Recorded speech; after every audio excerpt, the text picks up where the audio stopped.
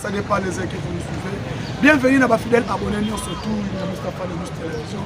Votre âme de serviteur, président Moustapha, tu continue la vidéo. Pour l'actualité, na biso ndenge ezokoleka na kati ya République démocratique du Congo, partout vous allez éparpillé dans le monde bonanaka. Président Moustapha, pour s'abonner, pour partager, pour liker émission et pour ça la biso malamu mingi. Bande kotoko solana bino sur la situation sécuritaire à l'est de la République démocratique du Congo. Partout vous allez pour s'abonner, pour fongola votre téléphone à bino, pour s'abonner, pour liker, pour partager l'émission. Qu'est-ce qui se passe à l'est de la République démocratique du Congo? Premièrement, d'abord, bande konangai ezake situation oezo le kanawalikali. Situation oezo le kanawalikali et puis toujours une actualité sur monsieur cet aventurier de honorable Rolly Johnson. Parmi les points qu'on développé à Wawa et puis qu'on développé sur la situation au sein de l'Union sacrée de la nation dirigée par le président de la République Félix Antoine Tshisekedi Tshilombo. Na minute onenge tozali bande konangai pour continuer à s'abonner, pour continuer à partager, pour continuer à liker émission na biso. Lelo oyo boyebi ete Union sacrée o eza regroupement ya mokonzi mboka. O eza regroupement ya chef de l'État Félix Antoine Tshisekedi Tshilombo. Na minute na kati ya Union sacrée tomoni ba misusu o bazake bauta e ba kabila bauta na ba parti na bango bakomi koya ko bundisa le professeur Mbata tokolobela yango tokopete lisolo boyeba ete professeur Mbata qui est le secrétaire permanent de l'Union sacrée. Ezana Mutumusou Souté, il est le numéro 2 après Félix Tshisekedi Tshilombo. C'est le professeur Mbata. C'est le présidium. Présidium est un parti politique. Mais le secrétaire permanent, il a sa orientation. Le professeur Mbata, le constitutionnaliste, il y a des bisognes surtout. Gloria Kenge, le communicateur, tout aux anasima. Il y a un poids et pas un professeur Mbata dans le front communicationnel. Tozo ko chapona ko buka pe ko tumba constitution oyo to ko mega ko expliquer yango batunyo soboko yeba bande ko nanga iba congolais lelo oyo nini eleki avion eziki na Rwanda avion ya Rwanda etumbabi parmi point phare nini ekomeli Paul Kagame après ko zika ya des avions na ye des aéronefs na ye oyo armée ya Congo etumbi ebeti balance ba missile batu balobaka Congo azana ba missile te lelo bokoyeba siko nini ezoleka na walikani bokoyeba yango toyebisaka bino mukolo eloko mutu ayebaka Valeria eloko na ye mukolo eloko mutu ayebaka Valeria eloko na ye Kagame obozo comprendre Kagame aza eloko te Kagame aza eloko te mukolo eloko de ayebaka Valeria eloko na ye lelo batu na yebisa kibino ete kolela na kolela ezana kati ya Rwanda batu bomona kango ba avanti et au moment je vous parle vous allez maintenant comprendre Kagame ayaki ko tia base aérienne ayaki ko zwa Walikali centre comme base aérienne na ye comme base aérienne na ye base ya ravitaillement na ye mais na minute on azo bisa bino nini ekomeli Rwanda na niveau Walikali ba moni nini na niveau Walikali na Walikali centre parce que na moment naza tozoloba awa na aéroport na avion na anti-missile o ayaki système de brouillard o ayaki kocha na minute nyonso tout par terre ne bomoni le chef de l'État président de la République Félix Antoine Tshisekedi Tshilombo après qu'on délégué le chef d'état-major général à Tchamakolo na niveau province à Tchoko précisément na ville ya Kisangani la troisième ville de la République démocratique du Congo après Kinshasa, Tozui, ville ya Lubumbashi et Kisangani. Et à commune à Kisangani, Bayambi a fait orientation. Le chef d'état-major général a mis le Kisangani. Bazui Mbouma na niveau Walikani. Et Mbouma wana esali ete banyangala kati ya banya Rwanda bapakati mbangu. Baziki des avions ya Kagame eziki. Ezui moto. Grâce ya nini ya mapinga ya FARDC. Takaka soda zo bunda na $500 na poche. Soda zo bunda. Azui $500 ina moko bomona na bilili. Ndenge soda zo tanga prime. Azui na salaire na ye solde na ye fois2. Azui 500 na ye zo tanga 1 2 3 4 5. Oyo ya mwa moko na poche. Asimbi minuki. Licence zo le la prime mati. Bande ko comprendre aw. Na yebi sarabino ete banga bachelaki biso manioko na mai tolele nguba bakanisa ki Congo liboke na bango ya kolela kwanga basombela ki biso kwanga liboke basombela ki kwanga. Mais moment je vous parle, tout a bouleversé. Kagame n'arrive pas à comprendre. Et fort au armée na biso FARDC azui bazui yango wapi nde au moins na koyebi sabino délégation ya Amérique délégation Amérique ao et 130 drones on a betela ki bino masolo drone de repérage et drone d'attaque. Oyo Belgique a doté Congo. Belgique a doté Congo. Boko comprendre dans quelques jours ao M23 na nga bako pakatambangwa bako pakatambangwa na niveau Goma.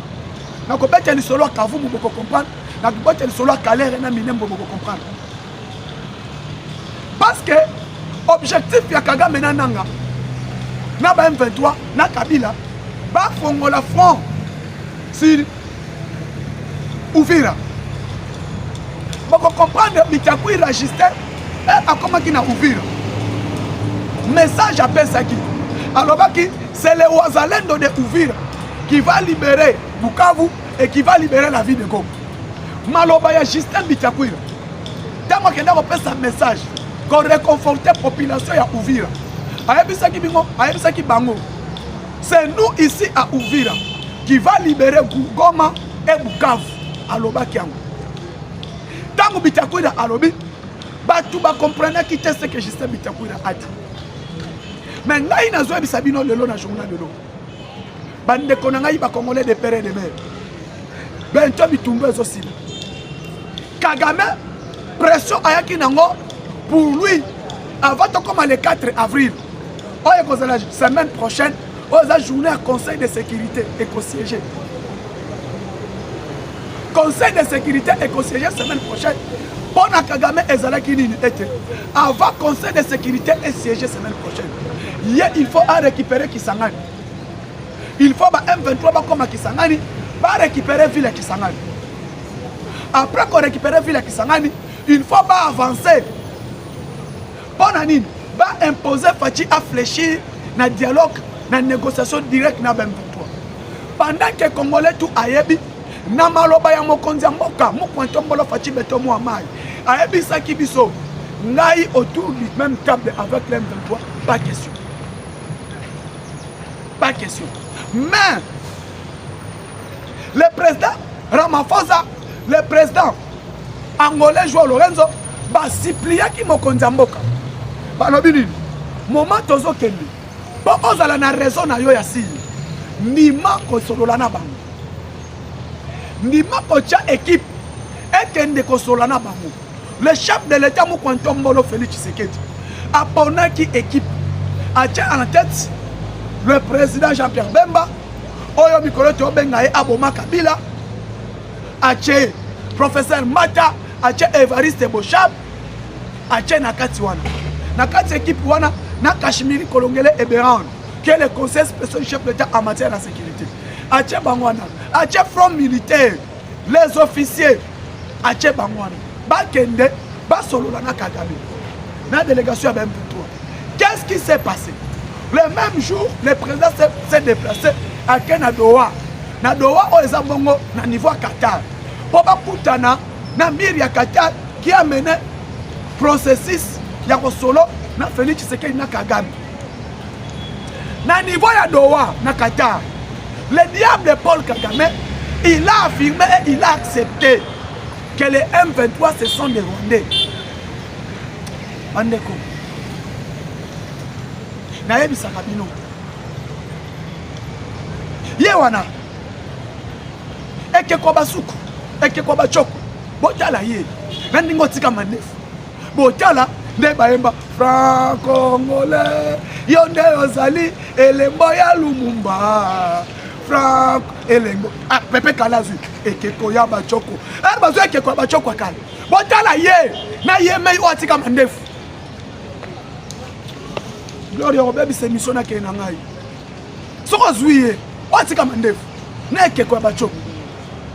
Ndeni aza muchoko. Ekeko ya bachoko. Na oatika mandefu na biso akala. Akomi otambola yembe. Yandi me yungana. Ekeko ya bachoko ye. Ye wana. Akomi olukazo ngana pouvoir. Na lobi na ngata na fingi mutu tenga na lobi na ngaka bino bazalaka pas constant mutamba komi oh Mustapha olobi yende ke ko bachoko yete na tangi kombo mutu te lobi kaka soko tali nzambo franc congolais pepe kale aloba oye bana ya mboka akoti yonde eke ko bachoko na ye watiki mandefu botala ke ye bana batre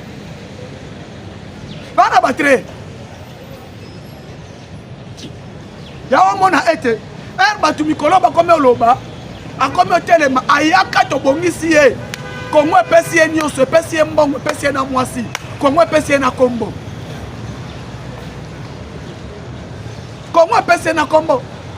le vieux na biso akufa ya comédien pesa père à son âme le vieux Emengo Imukena ancien ministre de la défense il a dit ça baluka ki ngai na pesa ye kombo le nom de Joseph Kabila Kabange c'est moi nga pesu biloba loba na kotanga na kombo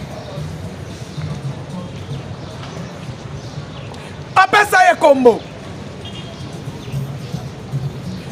2001 botala ye azo prêté serment je jure moi je suis son chef Kabila na 2011 ekomi Kabange si ekolonga Kabanga ko prêcher Jean-Pierre Bemba ya wana lobaki soki bolingi bomana okanga biso papa Jean-Pierre Bemba nzamba pambola yo nzamba longola congolais nyonso inane abakisela yo o vivre o mona bakoko na bakokololo na yo parce que mutu ayeli biso vérité ayebisi biso clair soki Joseph Kabila aza congolais ayaki osala débat na nga boluka eti boke kofunda pe ye bandoki bakende kofunda Jean-Pierre Bemba yebisi bino soki ke oui aza congolais aya kosala débat nanga soki ke pe aza lipasa aya tosala débat nanga soki aza lipasa bomona ba vérité comme obi 2006 azo élection te 2011 azo te tobakiseli ye 2 ans topesi ye mwasi Congo epesi ye bongo Congo elakisi ye tout malgré Congo meki tout mais elle a été que changer parce que elle a été les Congolais yazana ana ngota mais le lomo na batu bakopo tele rais bino pe ba Congolais biyamba yam bino ba Congolais biyamba yam yango moni tozoloba comment est-ce que lelo est-ce que maman Denise na minute akende Bukavu akokate est-ce que maman Liliane Bemba maman Métis na minute akende Bukavu akokate mais Joseph mais Olive Lemba kiti na Bukavu akoteli nzela nini ana Bukavu asala akecha manyoko na mai Olive Lemba ce jour na Bukavu boye bisanga akoteli nzela nini soki tolobi obino bato IDPS tika ka Mustapha tomboka kaka atomboka ndela mesana ko tomboka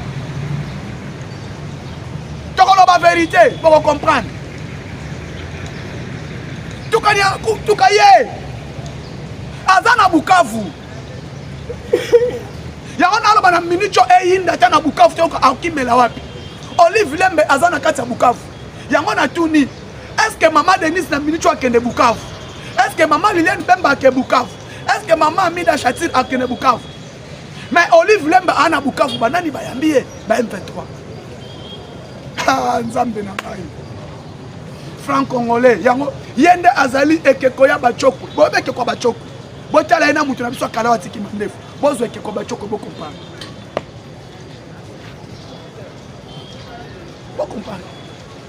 minga ko balelo ezali bo comprendre lo o eza première partie deuxième partie bo yambanga na 14h vous allez comprendre ce qui se passe à l'est général Gilles Banzamouil na minute na comprendre comme mobile aza kuna na Kisangani kala wana bozalaki wapi kala wana bozalaki wapi ayoki contrôle bandiji la lingette telemi ana kalwezi na bete la bino on comprendre l'inspecteur général de la finance chef de service contrôle les bandits azana na kolwezi il ne dort pas le trobenga mikolo lieutenant général ya kokanga miyibi ya finance publique l'homme qui dénonce tout il y a vieux Gilles Gilles Alignete, Gilles Alignete, Gilles Alignete, Fandanayo. Nous avons un lieutenant général, 3 étoiles, inspecteur général, chef de service, Anna Koloesi, Bayambe pas Fifi Masuka. Alors, il y a un cadre, il y a patriotisme, et il y a un cadre de lutte contre la corruption. Il y a un inspecteur, Bamisala, où il y a un contrat si commune. Tout l'année. Nous avons été, les Congolais nous surtout à Azongananzela. Pourquoi? Parce que, Bachatchelin, à la Kissibon, tout droit. Ba général là ou Amissous. Baba Sani Misana na Baba comme na Moko na Mapango Baba. Les là vont comprendre. Des avions rwandais. Et Baluki na Walikal Ekei. Deuxième tour et Baluki na Walikal Ekei. Bakanisa qui fait de ce Baba Nyama. Baliki na Bama Boko. Bata la Bama. Lobby na 10 heures. Et Jesus. Ekiti. Et Matakaboy. Kingoto. Et Matam Kingoto. Faire de ce niveau attaquer Bango na Walikal. Parce que Bango na ebi sabino na bémission. O balanda ka président Moustapha. O balanda ka molobeli peuple Moustapha Mafuta. Na ebi saka bambino ete boy. Boya bayango. Rwanda abunga ko bunda musika na Rwanda te. Alouaka base ya ravitaillement. Parce que na niveau o bango objectif na bango zalaki ba atteindre Kisangani. Ba kokotela Kisangani wapi? Pa Walikal. De babanda ko bunda ba récupérer Walikal centre ba secret, ba récupérer aéroport ya Walikal centre. Et ba ko récupérer aéroport ya Walikal centre et permettre bango pona nini pona ravitaillement. Ils ont réussi à récupérer Walikal centre. Pas bout cesser les faits. Yango moninga na ebisaka bakonzi. Ya armée. Na ebisaka na bakonzi na biso ya mboka. Soki bolandaka mwana mboka président Moustapha Molobeli ya peuple. Na ebisaka bino ete soki bozolobela makambo ya cesser les faits. Rwanda ayebaka ne makambo ba cesser les faits wana te. Soki amoni bango baleli cesser les faits. Yeba yango bakomi bloqué. Bakomi koluka renfort weya. Et renfort wana eko uta wapi? Bakena Uganda, bakena Soudan, bakena Éthiopie, bakena Somalie, bakena Érythrée. Base de la renfort est en nombre, renfort est en munitions. Des bits n'a pas de cesser le feu. Mais bits à cesser le feu, ce n'est pas que pour quel quoi, oh non. Makambo Angola, Makambo wapi, Kagame ayoka kate, Kagame efayo kalisasi.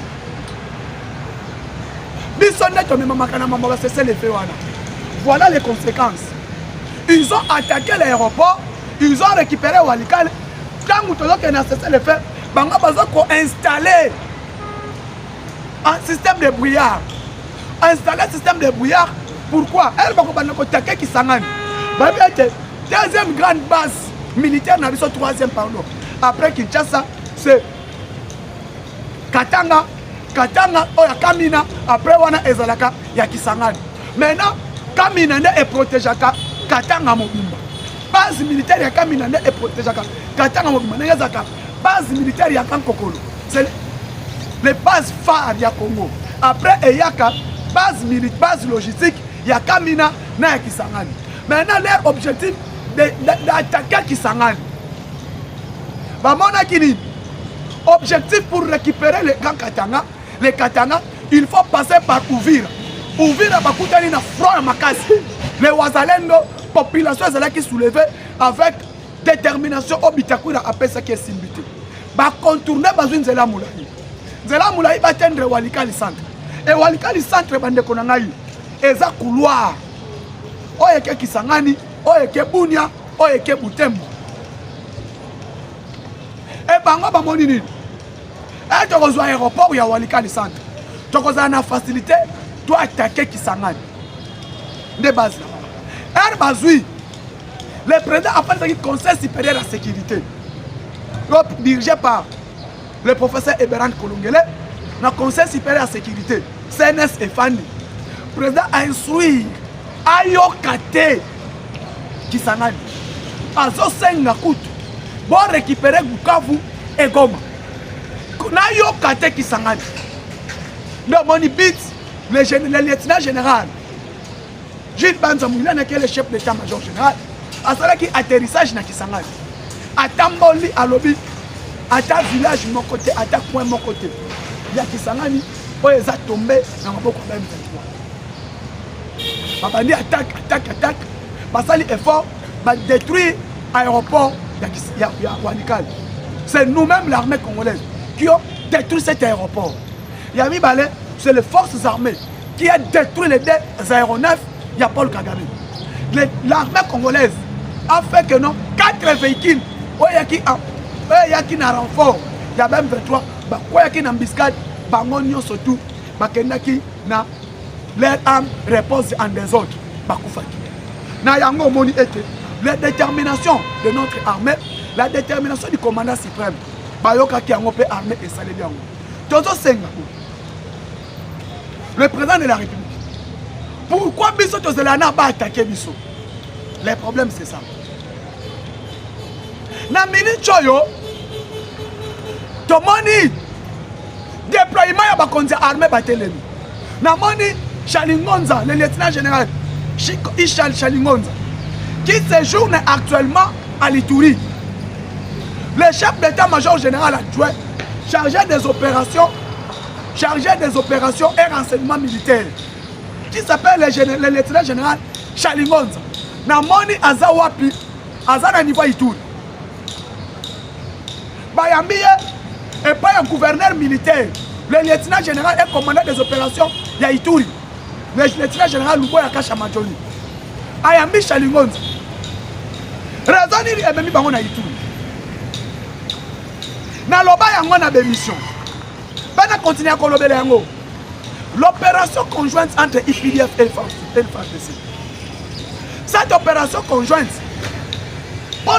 il faut qu'on casse yango. Na loba kai combien de fois? Na loba faut qu'on casse cette opération conjointe. Parce que l'opération conjointe entre FARDC et IPDF, ça ne bénéficie pas à nous. Pourquoi? IPDF, ce sont des propres frères de Paul Kagame. Les IPDF, banda opération conjointe. Donc, il y a 3 ans. Pour mon place, IPDF est gagné Ougandais. Tu vas parce que Walikale centre. Et Zalaki n'a pas IPDF. Territoire à Walikale, c'est le territoire, c'est le plus grand territoire et plus minier. Il y a la République démocratique du Congo. Il y a un territoire, de mon côté, il y a un minerai stratégique pour le territoire à Walikale. Tu as éteint, tu as castérite, tu as or, tu as flore, tu as germanium, tu as uranium, tu as cobalt, tu as coltan. Territoire à Walikale. Et bango, tant que na Walikale, objectif de bango est de récupérer le territoire à Walikale pour exploiter yango, pour bimisa ba minerai et na Walikale. Bits M23 aïlaki na Walikale. Sikoyo, laissez aller na Bissomoko. Laissez aller na Bissomoko. Mais et salaki bango et pesa bango facilité bataille. Pourquoi? Dans le Baka, problème, il y a infiltration. Dans le Baka, combien de fois? Infiltration, on les a dans l'armée. Infiltration, on les a dans l'armée. Il faut que vous ayez cette infiltration. Cette infiltration, on les a dans l'armée. Mais parmi les locaux, et rendre Bisso en difficulté. Moment où vous allez, tout le monde chef de l'État à Angola. Voyage à Mokonzamboka en Angola, même RFI, même Olobakake, mes caméras sont suivies chez Tshisekedi, Pierrot Louane. Après qu'on soit, suite c'était, il y a ma chef de l'État qui est au Sala, en Angola. Les caméras fixées par Tshisekedi et Bungi. Et je finis Tshisekedi. Ma caméra est à Louane au Achaka. Et Kokite. Et les lobes de Koba Congolais, tous ceux qui ont la shit, la première partie à l'émission de la journal de l'eau, la deuxième partie, vous allez maintenant comprendre Kabila a quel Ouganda. A quel Ouganda. Avant Kabila qui est en Ouganda, moi na Museveni azaki na Rwanda. Bakutani. Kabila ake Ouganda. Kabila ake Ouganda basololi. Ronnie Johnson, azali envoyé te, azali député. Vous avez Sabino le lobo comprend, il n'est même pas sénateur. Bato ba Sabino que Ronnie Johnson est sénateur, non. Ronnie Johnson est député national, député na kati ya nini ya États-Unis. Ayaki awa pas comme envoyé spécial, il y a président américain. Parce que l'ambassade, le communiqué, il y a ambassade, il y a États-Unis et ça qui communiqué officiel. Ronnie Johnson n'est pas un envoyé spécial à Donald Trump. Il est venu comme député et comme un malfaiteur, un mafieux, comme un voleur. Il y a un Zoloba, par service à la présidence. C'est la toute première Tomoni et Loko Liboso, communication à chef de l'État. Et ça lui communiquer si le chef de l'État a Koyamba Ronnie Johnson. Or, c'est un frappeur. C'est l'échec. Il y a communication, il y a presse présidentielle. Parce que, bon, maîtriser qui m'a tout Azanan, bon, c'est lui qui sont communiqué que le président de la République va recevoir M. Ronnie Johnson, qui est l'envoyé spécial à Donald Trump. Et au moment où l'ambassadeur, l'ambassade, il y a États-Unis dans le Congo, et puis sur révélation qui est Ronnie Johnson. Il a été chassé dans l'armée américaine, il a été chassé dans le Sénat américain, Oyo a lobby, département d'État américain et lobby, et il était mandaté que Ronnie Johnson dans RDCD. Batu musu basali yango communiqué. Oh non, Ronnie Johnson a lobby, na ABC bino. Na ABC bino sukol. Oyo basali tapage ya makamba communication ya Ronnie Johnson. Sont de qui? Parti ensemble, parti à Kabila et les Rwanda. Batu balobeli yango. Et pour comprendre, le lo R naloba était Rwanda a infiltré Congo à niveau nyonso. J'ai lu un ouvrage, il y a à son âme, il y a professeur Mwanda. Alors, pour que Mobutu soit fort, Mobutu a infiltré na KGB.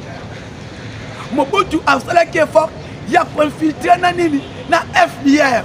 Donc là où le monde est local, Mobutu était là. Mobutu a des étudiants partout à Tinda Bango. Na ba KGB, na ba renseignement égyptien, na ba renseignement israélien, na ba renseignement belge, tout. Bakenda koye kola aya anoma bango, c'est ça qui a fait la force de Mobutu. Et maintenant nous, je demande au chef de l'État, il faut à ça la étude. Ayeba nanya zana ina renseignement militaire. Et na ane il faut partir à ça la réforme na ane. Il faut ça la réforme na DGM. La réforme on n'a pas bangonde ba protéger Kamboka ba. Quand le service de renseignement est fort, le pays aussi sera fort. Service de renseignement, armée, il faut être fort qu'on les gagnons. Mais chez nous, ils en ont assez. Pourquoi? Ils ont compris, ils ont détruit notre armée. Pendant qu'on a eu les Congolais, le number one de l'inspection générale de la finance, Gilles Alignette, c'est journée pour lancer lutte contre la corruption et le patriotisme à niveau là-bas. Le chef de l'inspecteur général, chef de service, Gilles Alignette, Moutoyo a été droitier dans mon solo Mboka. L'inspection générale de la finance IGF existait depuis 1987-85. Et ça là, va créer un local. Mais, ils ont un patriotisme, locomotive, IGF et la personne qui vient, il y a IGF et il s'appelle Félix Antoine Tshisekedi Tshilombo, le président de la République. A tel ici IGF, ayaka na kati ya IGF, ayako kuta mwana mobali, na kombo Gilles Alignette ke mwana mai ndombe, musakata de père et de mère, a joué comme c'est un homme intègre, a nommé comme a placé comme à tombolier comme inspecteur général chef de service. À tombolier comme inspecteur général chef de service, a passé ma orientation. Les orientations données par le chef de l'État à Gilles Alignette. Premièrement d'abord, il faut combattre l'élite, il faut combattre la corruption. À combattre la corruption, mais Gilles Alignette il y a qu'on sensibiliser, qu'on orienter Bantu. Parce qu'il y a qu'on dénoncer parce que c'est son travail. De dénoncer, de faire étudier, il y a qu'on lande là-bas dossier. o ezaki moyibi apesi na justice sala musala nango. Après contrôle a priori, après patrouille financière, après qu'on lutte contre la malversation financière, il y a un patriotisme et lutte contre la corruption. En lançant devant les étudiants, devant la classe politique, lancement de la lutte contre la corruption est dans le centre culturel.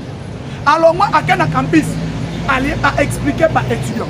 Dans minute l'homme à la conférence du chef Gilles Lingeti, il est maintenant à niveau là pour lancer officiellement à niveau Nakatanga lutte contre la corruption et la malversation financière et patrouille financière. À Lingeti, à l'obéla ma dépassement budgétaire. Ma dépassement budgétaire est ça qui m'a dit. Après cette orientation, l'actuel ministre en finance a respecté un mot.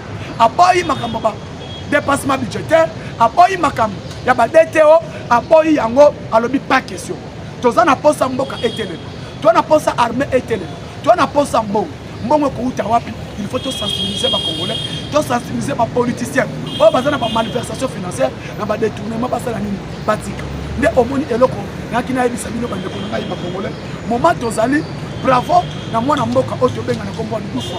Doudou Fwamba, l'homme qui lutte sur la sensibilisation mutu oyo, orienté discipline et continue la régie financière. Après discipline et la régie financière, tout le monde peut mon solo à stabiliser monnaie. Après qu'on stabilise monnaie, abonner mambo hôtel et réserve de change.